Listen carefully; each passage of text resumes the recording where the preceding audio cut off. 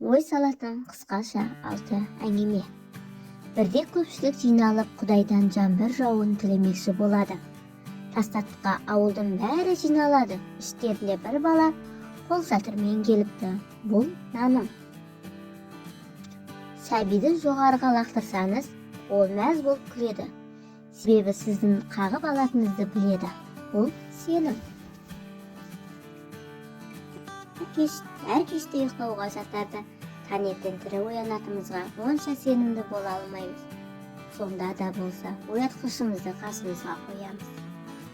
Бұл үміт.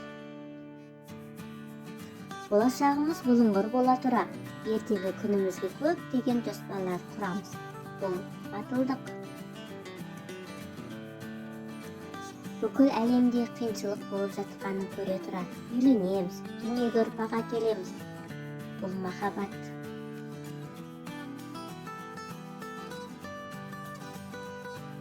Біраз жасқа келген бір әйел едесінен өзімді 64 жылдық тәжірибем бар.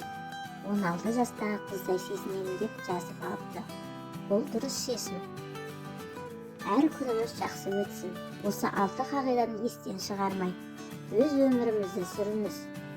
Жақсы дос өмірде қолға түсе бермейтін. Маржан сияқты табу қиын.